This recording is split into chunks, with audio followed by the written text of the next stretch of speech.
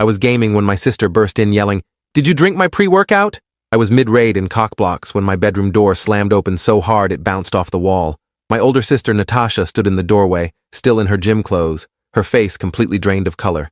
Her hands were shaking as she gripped the doorframe, and I could see sweat dripping down her temples even though she'd left for the gym over an hour ago.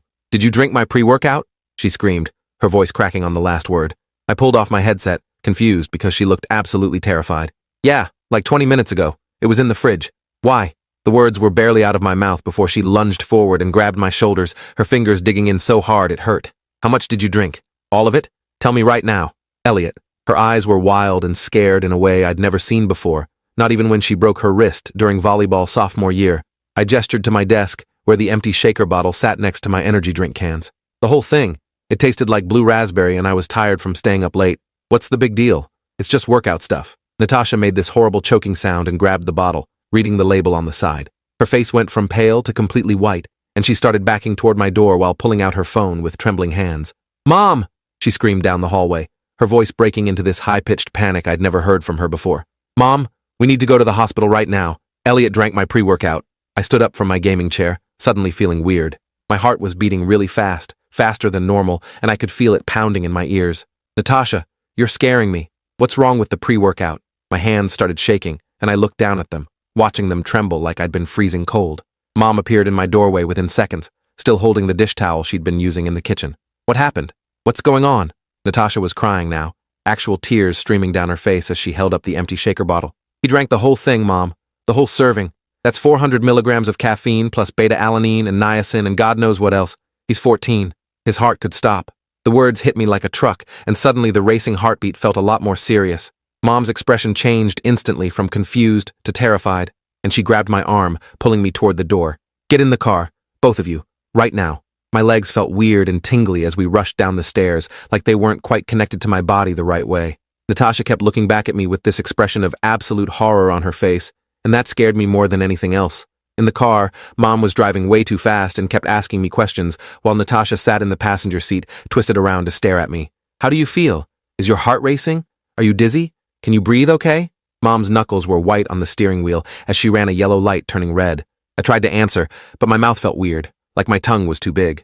My heart is really fast, and my hands won't stop shaking, and I feel tingly all over, like pins and needles everywhere.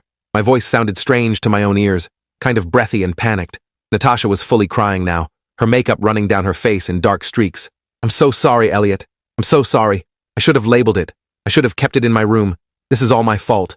She kept saying it over and over while Mom drove even faster, passing cars and weaving through traffic in a way that would normally get her pulled over. The tingling sensation was getting worse, spreading from my hands and feet up into my arms and legs. My skin felt like it was buzzing, like I'd stuck my finger in an electrical socket. "Mom, something's really wrong. My whole body feels weird." I could hear the fear in my own voice, and that made the panic worse. Mom glanced at me in the rearview mirror, her eyes wide. "Just hold on. Baby, we're almost there. Keep talking to me. What else do you feel?" My chest was getting tight now, like someone was sitting on it. Each breath felt harder to take than the last, and my heart was pounding so hard I could see my shirt moving with each beat. "I can't breathe right. It feels like my chest is being squeezed." Natasha turned even paler if that was possible, and she started Googling something frantically on her phone. "Mom, drive faster. Please drive faster." Her voice was barely above a whisper, like she was too scared to speak normally. Mom ran a red light completely, and I heard honking behind us, but she didn't slow down. "I'm going as fast as I can, Tash. Tell me what that stuff does. What's going to happen to him?" Natasha's voice was shaking as she read from her phone. "High doses of caffeine in kids can cause cardiac arrhythmia, seizures, severe anxiety, and in extreme cases, cardiac arrest. The beta-alanine causes the tingling sensation.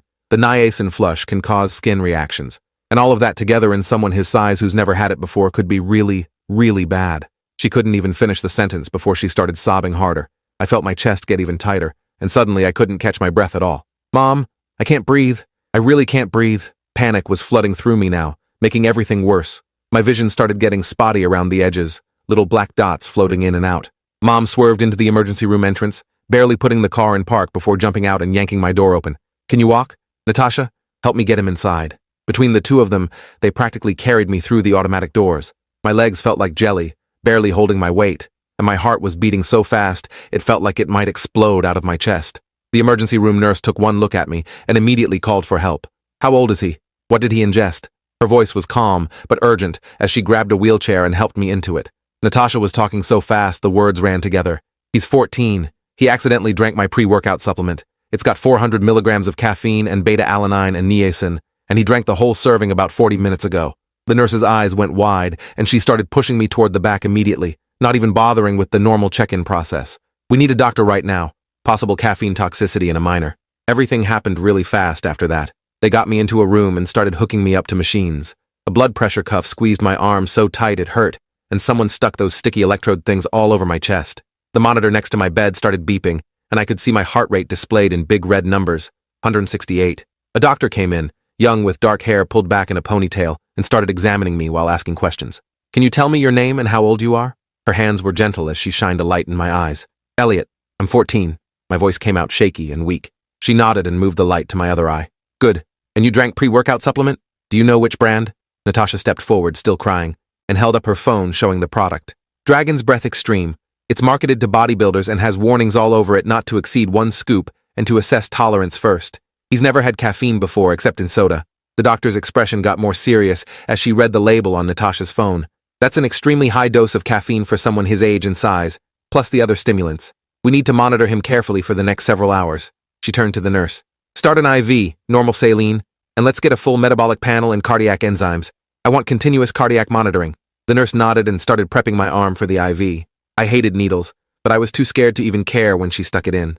Mom was holding my other hand so tight I thought she might break my fingers, but I didn't tell her to stop because I needed her to hold on. Another nurse came in with a cup of what looked like black water. We need you to drink this. It's activated charcoal. It'll help absorb some of what's still in your system. The smell alone made me want to gag, but Natasha took the cup and held it to my lips. Please, Elliot, please drink it. I know it's gross, but you have to. Her voice was begging and broken, and seeing her that scared made me force myself to swallow the disgusting black liquid. It tasted like dirt mixed with chemicals, coating my mouth and throat as I choked it down. I managed about half the cup before I had to stop, gagging on the taste and texture. The tingling in my skin was getting worse, spreading across my face now. My cheeks felt like they were on fire, burning from the inside out. My face is burning, I said, bringing my shaking hands up to touch my cheeks. They felt normal temperature, but the sensation was like I'd been slapped really hard. The doctor nodded like she expected this. That's the niacin flush. It's a common reaction to high doses. It's uncomfortable but not dangerous. The cardiac effects are what we're most concerned about right now. She pointed to the monitor showing my heart rate, which was now up to 172. Mom made a small sound of distress and grabbed my hand tighter. Is his heart okay? Is he going to be okay? The doctor's expression was serious but not panicked, which somehow made me feel a tiny bit better. His heart rate is elevated, which we expected. We're going to monitor him closely for any signs of arrhythmia or other cardiac complications. The next few hours are critical. If his heart rate continues to climb, or if we see any abnormal rhythms, we may need to intervene with medication. Natasha was leaning against the wall now, her face in her hands, her whole body shaking with sobs. Mom looked between us, torn between comforting her daughter and staying with her son. Natasha, honey, this was an accident. Elliot's going to be okay. But her voice was uncertain, like she was trying to convince herself as much as Natasha. A different nurse came in with a clipboard, asking Mom questions about insurance and medical history. I could barely focus on their conversation because my skin felt like it was crawling, like there were bugs under the surface. I feel like something's crawling on me, I said, trying to scratch at my arms, but it didn't help. The doctor gently took my hands and held them still. That's another effect of what you ingested. Try not to scratch. It'll pass. The cardiac monitor kept beeping steadily, each beep marking my way too fast heartbeat. I stared at the numbers. 175 now. Why is it going up? Why isn't it going down? My voice came out high and scared. The doctor checked something on the IV and adjusted the flow. Your body is still absorbing the caffeine. It usually takes about 45 minutes to an hour to reach peak blood levels. The charcoal will help, but some of it is already in your system. We just have to wait it out and manage the symptoms. The waiting was the worst part. Every second felt like an hour, and my heart just kept pounding and pounding. My whole chest hurt now from how hard it was beating, like someone was punching me from the inside. Natasha finally moved from the wall and came to stand next to my bed. Her face was blotchy and red from crying, and she looked absolutely destroyed. I'm so sorry, Elliot. I never should have brought that stuff home. I just wanted to try it before my competition next month. I'm so sorry. She reached out and touched my arm gently, like she was afraid I might break. I tried to give her a small smile, but my face felt weird, and it probably came out wrong. It's my fault. I shouldn't have drunk something without asking. I just saw a drink in the fridge and took it. Mom shook her head firmly. No, neither of you is at fault. This was an accident. But Natasha, why did you need such a strong pre-workout? You're only 18. Natasha's face crumpled again. Everyone at the gym uses it. My trainer recommended it. I didn't think it was that dangerous. The label just says it's for energy and focus. She looked down at her hands. I didn't know it could do this to someone. The doctor finished writing something on her chart and looked at Natasha seriously. These supplements are poorly regulated. They can contain dangerous levels of stimulants, and they're marketed to young people without adequate warning about the risks. You're lucky you found out what happened quickly. If he'd been alone in his room, this could have been much worse. The words hung in the air, heavy and terrifying. I could have been alone. I could have been gaming by myself when my heart started freaking out. My vision got spotty again, and I tried to tell someone, but the words wouldn't come out right. The room started spinning slowly, and the beeping from the monitor seemed to get louder and louder. "Doctor," the nurse said urgently, pointing at something on the screen.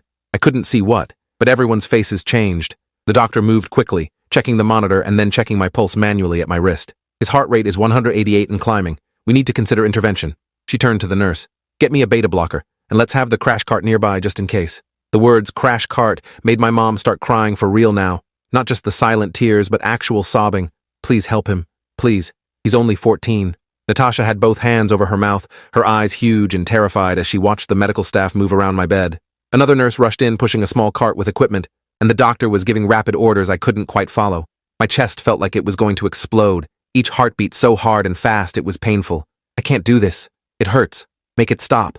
I was crying now too, scared out of my mind. The doctor's voice was calm and steady, even though everyone else was panicking. "Elliot, listen to me. I need you to try to stay calm. I know that's hard, but anxiety will make your heart rate go even higher. We're going to give you medication to help slow your heart down." A nurse was preparing a syringe with something, and another nurse was adjusting the IV line. "This is a beta blocker. It's going to help your heart rate decrease. You might feel a little strange when it goes in, but that's normal." The doctor took the syringe and injected it into my IV port. Within seconds, I felt something weird, like a cold sensation spreading through my arm and into my chest. My heart, which had been pounding so hard it hurt, started to feel different. Not slower yet, but less forceful somehow. Everyone was staring at the monitor, watching the numbers. 188, 186, 185, 183. "It's working," the nurse said quietly. I could see Mom's shoulders drop in relief, though she was still crying. Natasha was gripping the bed rail so hard her knuckles were white, her eyes fixed on those red numbers dropping slowly on the screen. The doctor didn't look away from the monitor for several minutes, watching the numbers tick down gradually. 179, 175, 171. Finally, at 165, she seemed to relax a little bit. "Okay, it's responding to the medication. That's good. We're not out of the woods yet, but that's a good sign." She turned to look at me, her expression softer. "How do you feel now?" I took inventory of my body. My heart was still beating fast, but it didn't feel quite as violent. "A little better, I think. It still feels really fast." The doctor nodded. "It's going to stay elevated for a while. The caffeine needs time to work through your system, but the medication should keep it from getting dangerously high again." She pulled up a chair and sat down next to my bed. "You're going to be here for several hours while we monitor you. The half-life of caffeine is about 5 to 6 hours, which means it takes that long for half of it to leave your system. So you're going to feel the effects for quite a while." The thought of feeling like this for hours made me want to cry more, but I tried to hold it together. A different doctor came in, older with gray at his temples, and talked quietly with my doctor. They both looked at the monitor and at some papers. Then the older doctor nodded and left again. That was Dr. Kelvin, our pediatric cardiologist.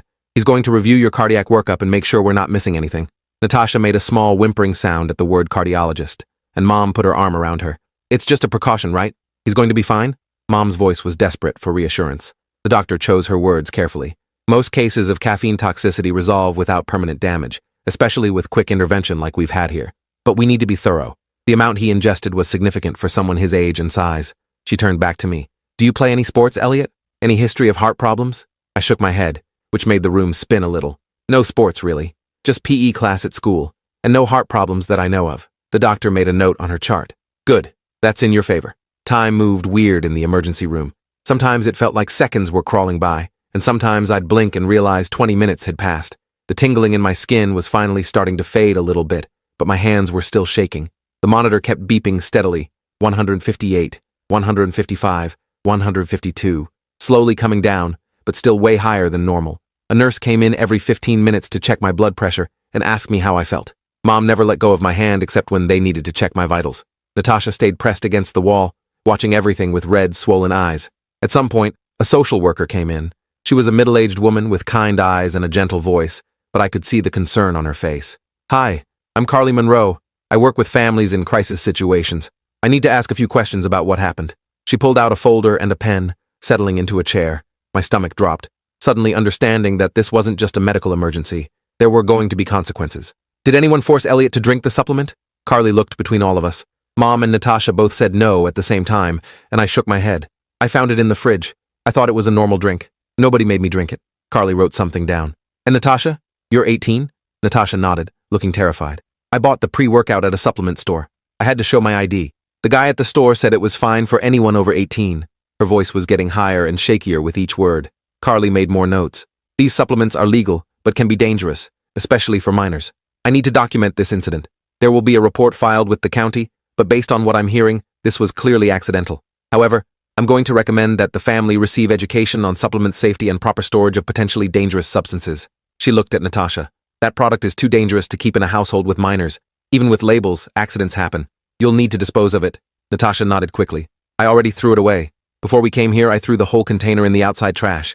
I never want to see it again. Carly's expression softened. I can see how much you care about your brother. This was a serious accident, but you responded appropriately by getting him medical help immediately. That probably saved him from much worse outcomes. She stood up and handed Mom some pamphlets. These are resources for supplement safety and poison control. I recommend reading through them as a family. After Carly left, the room felt even more somber. The reality of what could have happened was sinking in for all of us. What was I thinking? Natasha said suddenly, her voice anguished. Why did I even buy something that dangerous? My trainer said everyone uses it, that it was normal, but it's not normal. It almost killed my little brother. She slid down the wall and sat on the floor, pulling her knees to her chest. Mom let go of my hand long enough to kneel next to Natasha. Honey, you didn't know. These things are marketed as safe when they're not.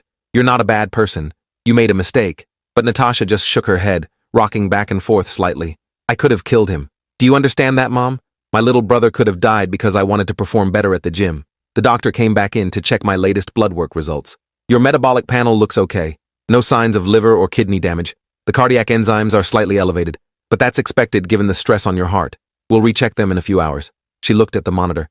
Heart rate is 143 now. Still elevated, but improving steadily. I felt exhausted, like I'd run a marathon even though I'd been lying in bed this whole time.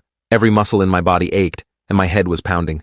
Can I have some water? My mouth is really dry. The nurse brought me a cup with a straw, and I drank gratefully. The water tasted weird, probably from the activated charcoal, but I didn't care. My hands were still shaking as I held the cup, and I had to concentrate hard not to spill.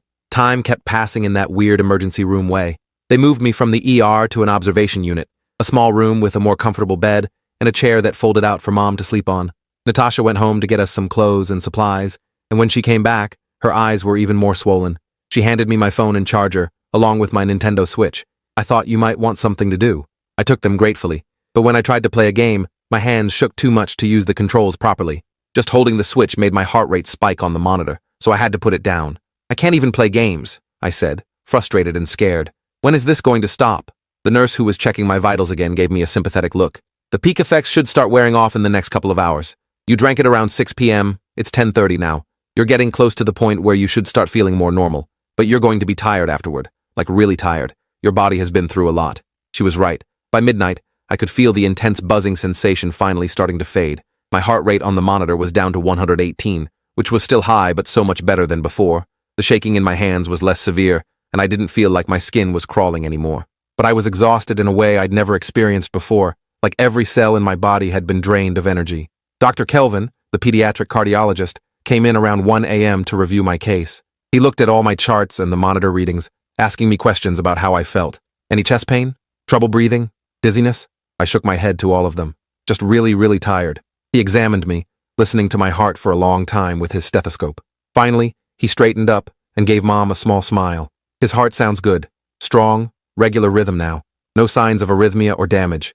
Kids are resilient, and he's lucky you got him here so quickly. If he'd waited longer, we could have been looking at a very different outcome. He pulled up a chair, his expression serious. Elliot, I need you to understand something. What you drank today is not meant for someone your age. Ever. These products are made for adult bodybuilders, and even many adults can't handle them safely. The amount of caffeine you consumed is equivalent to about 8 cups of strong coffee all at once, plus other stimulants. Your heart wasn't ready for that. I nodded, feeling the weight of his words. I know. I'm sorry. I didn't know what it was. Dr. Kelvin turned to Natasha, who was curled up in the corner chair. And you need to understand that these supplements are largely unregulated. The FDA doesn't test them before they go on the market. Companies can put almost anything in them and make wild claims about benefits. Your trainer was wrong to recommend something this strong, especially for someone your age. Natasha's voice was hoarse from crying. I'm never touching that stuff again. Never. The doctor nodded approvingly. Good. Stick to proper nutrition and regular training. That's all you need. He turned back to me. We're going to keep you overnight for observation. If everything stays stable, you can go home tomorrow afternoon. But you need to take it easy for a few days. No intense physical activity. Your heart needs time to recover from the stress. Mom thanked him profusely as he left, and then she finally let herself break down completely. She climbed onto the hospital bed next to me and just held me, crying into my hair. I thought I was going to lose you. When your heart rate kept going up and up, I thought. She couldn't finish the sentence. I hugged her back as tight as I could with the IV in my arm. I'm okay, Mom. I'm here. We stayed like that for a long time. Eventually, a nurse brought in pillows and blankets for Mom and Natasha to use. They both insisted on staying with me, even though the fold-out chair looked really uncomfortable. By 3 a.m., my heart rate had finally dropped to 98, which the night nurse said was close enough to normal that she wasn't worried anymore. You're out of the danger zone, she said softly, checking my IV. Try to get some sleep. Your body needs rest to recover. I did feel sleepy now, that exhausted, heavy feeling where your whole body just wants to shut down. But every time I started to drift off, I'd remember the feeling of my heart racing out of control, and I'd jerk awake again. I'm scared to sleep, I admitted to Mom, who was still lying next to me on the small hospital bed. What if my heart starts going crazy again? Mom stroked my hair gently. The medicine is working, and they're monitoring you. You're safe now. I promise I'll stay awake and watch the monitor. If anything changes, I'll wake you up immediately. That reassurance helped enough that I finally fell asleep, though it was restless and filled with dreams of my heart exploding and being unable to breathe. When I woke up around 8 a.m., sunlight was streaming through the window, and I felt like I'd been hit by a truck. Every muscle in my body was sore, my head was pounding, and my mouth was incredibly dry. But my heart rate on the monitor showed 87, which was normal. Good morning, Mom said softly. She was sitting in the chair now, looking exhausted. How do you feel? I took inventory of my body. Sore, tired, headache, but better than last night. Natasha was asleep in the other chair, her mouth slightly open, looking younger and more vulnerable than usual. A day nurse came in to check my vitals and draw more blood. This is the final check to make sure everything's back to normal. If these labs look good, you'll probably be discharged this afternoon. The morning passed slowly with doctors and nurses coming and going. They had me eat breakfast, which I struggled through because I had no appetite, but they wanted to make sure my stomach was okay after the activated charcoal. Dr. Kelvin came back around noon with good news. All your labs look normal. Heart rate is stable. You're cleared to go home, but I want you to follow up with your pediatrician in a week, and no caffeine for at least a month, maybe longer. Your body needs time to reset. Mom was already packing our stuff, eager to get out of the hospital. Natasha had woken up and was helping, though she still looked like she'd been crying. The discharge process took forever, with paperwork and instructions and prescriptions. They gave me medication for the headache and some information sheets about caffeine toxicity and recovery. The nurse went over everything twice, making sure we understood the warning signs to watch for at home. Finally, we were in the car heading home. The drive felt surreal, like the last 18 hours had been some kind of nightmare. When we pulled into our driveway, everything looked normal. The world had kept going while mine had fallen apart. Inside the house, Dad was waiting. He'd been at a work conference 2 states away and had driven through the night to get home. He pulled me into a tight hug the second I walked in, not saying anything for a long moment. I'm okay, Dad, I said, my voice muffled against his chest. He pulled back and looked at me, his eyes red like he'd been crying during the drive home. I know, but I wasn't there, and that's going to haunt me. He looked at Natasha. And you saved him. You got him help immediately. That took courage. Natasha started crying again, and Dad hugged her too. That afternoon, I slept for 4 hours straight, exhausted in a way that went bone deep. When I woke up, it was getting dark outside, and I could hear my parents and Natasha talking downstairs. I went down slowly, still feeling weak and shaky. They were sitting at the kitchen table with a pile of supplement containers and bottles spread out. What's all that? I asked. Dad gestured to the collection. Everything from Natasha's room that could be potentially dangerous. We're going through it all. Most of these need to be thrown away or locked up. Natasha was reading labels, her expression getting more horrified with each one. I didn't realize half this stuff was dangerous. The guy at the store said it was all safe and natural. Mom shook her head. Natural doesn't mean safe. Poison ivy is natural. She picked up a bottle of fat burners. These have stimulants too, just not as much as the pre-workout, but they still shouldn't be accessible. We spent the next hour going through everything, deciding what needed to be disposed of and what could be kept, if locked away. Dad went out and bought a small safe for the garage, and anything remotely concerning went into it. This is how it should have been from the start, Dad said firmly. If it's not safe for everyone in the house to access, it gets locked up, no exceptions. The next few days were hard. I was exhausted all the time, and my body ached like I had the flu. Dr. Kelvin had warned me that caffeine withdrawal on top of the toxicity would make me feel terrible for a while. He wasn't wrong. I had horrible headaches, was irritable and shaky, and couldn't concentrate on anything. School called to ask when I'd be coming back, and Mom told them I needed at least a week to recover. She didn't go into details, just said I'd had a medical emergency. Natasha barely left the house for those first few days. She quit the gym she'd been going to, saying she couldn't face the trainer who'd recommended the supplement. She threw away her meal prep containers and all her gym supplements, even the ones that were probably harmless. "I'm done with all of it," she said. "I'd rather be slower at volleyball than risk something like this happening again." On the fourth day home, we were both on the couch watching TV when Natasha turned to me. "I need you to know something. What happened wasn't your fault. None of it. You're 14. You saw a drink in the fridge and drank it. That's normal kid behavior. I'm the one who brought something dangerous into our house without thinking about the consequences." I nodded, but I still felt guilty. I should have asked, though. I should have checked what it was. Natasha shook her head firmly. "No, I should have labeled it clearly. Should have kept it in my room. Should have never bought something that dangerous in the first place. This is on me, not you." We sat in silence for a moment. "I'm sorry I scared you," I said finally. "I'm sorry I almost killed you," she replied, and we both kind of laughed because what else could we do at that point? A week later, I went for my follow-up with Dr. Martinez, my pediatrician. She did a full exam and another EKG to check my heart. Everything looked normal, which was a huge relief. "You were very lucky," she said seriously. "Caffeine toxicity can cause permanent heart damage or even death. The fact that you're okay is largely due to how quickly your sister got you to the hospital." She printed out some information for me about caffeine and energy drinks.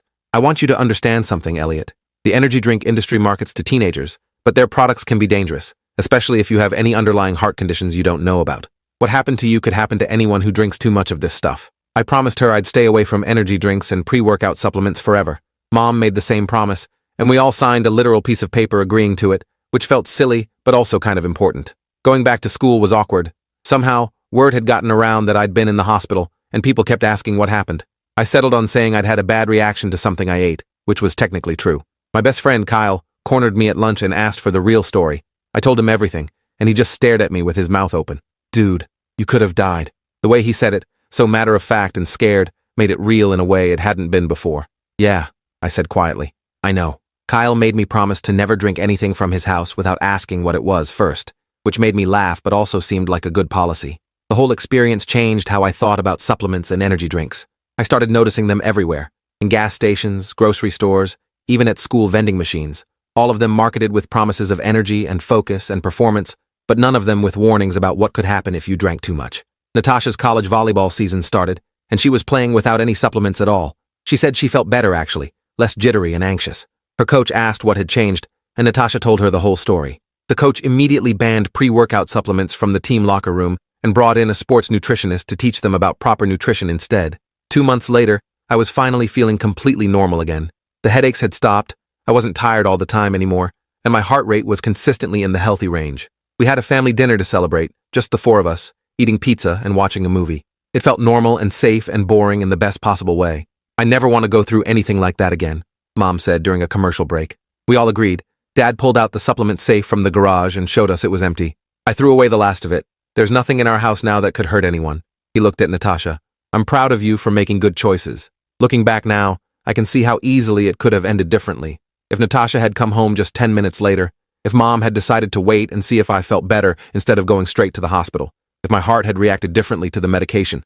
So many small things that could have changed the outcome completely. I think about that sometimes. How close I came to being another statistic, another kid who died from something that's legal and easily accessible. Natasha and I are closer now than we were before. She checks in on me more, and we actually talk about real stuff instead of just passing each other in the hallway. She tells me about her games and classes, and I tell her about school and my friends. The experience forced us to be honest with each other in a way we hadn't been before. Mom and Dad implemented new rules about communication and asking permission before taking anything from anywhere in the house. It seemed excessive at first, but after what happened, none of us complained. We're all more careful now, more aware of what could go wrong. That's probably the biggest thing I learned from all of this. Being careful isn't paranoid or overprotective. It's smart. Sometimes I still think about those hours in the emergency room, watching my heart rate climb higher and higher on the monitor, feeling like my chest was going to explode. The fear I felt wasn't something I can really explain to people who weren't there. It was primal and overwhelming, the certainty that something inside me was breaking, and I couldn't stop it. I'm grateful that Natasha found me when she did, that she knew immediately how serious it was, that she didn't try to wait and see if I'd be okay. Those decisions saved my life, even though they were decisions she never should have had to make. I'm grateful that our hospital had doctors who knew what to do, who had the medication I needed, who monitored me through the worst of it. So many things had to go right for me to be okay, and they did. But they almost didn't. and that's what keeps me up sometimes at night. The pre-workout supplement container is long gone, thrown away in 3 different trash bags across 2 different dumpsters because Natasha was terrified someone else might find it and use it. The supplement industry is still selling products like that to teenagers and young adults, still marketing them as safe and necessary for performance. Nobody talks about the kids who end up in emergency rooms with racing hearts and seizures and worse. Nobody mentions that on the labels or in the advertisements. They just show muscular people looking energetic and successful, implying that you need their product to be like them. It's a lie, but it's a profitable lie, and they're not going to stop selling it just because kids like me sometimes end up in the hospital because of it.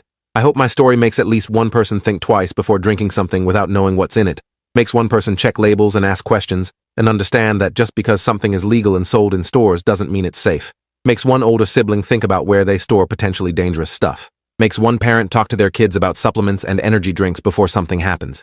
That would make everything I went through worth it, because even though I'm okay now, I know how easily I might not have been. And that knowledge, that understanding of how fragile everything is, stays with you, changes you, makes you more careful and more grateful and more aware of all the ways things can go wrong in an instant because someone didn't think about consequences. Natasha still has moments where she breaks down crying, usually late at night when she thinks nobody can hear her. I've heard her apologizing to herself, playing out scenarios of what could have happened, beating herself up for a mistake she made without knowing how serious it could be. I try to remind her that I'm okay, that we're all okay, that the guilt isn't helping anyone, but I understand it because I feel guilty too, for taking something that wasn't mine, for not thinking about what it might be, for scaring everyone like that. We're both learning to live with what happened, to process it and move forward without letting it define us completely. Some days are easier than others. Some days I forget about it entirely, caught up in normal teenage stuff like homework and games and hanging out with friends. Other days, something will remind me, seeing an energy drink at a gas station, feeling my heart beat fast after running in PE, hearing someone talk about supplements, and it all comes rushing back. The fear, the panic, the certainty that something was terribly wrong. Those moments pass, but they never really go away completely. They're part of me now, part of my story, part of how I understand the world and my place in it. If you're still here, you're a true fan. Show some support with a like and subscribe to catch the next one.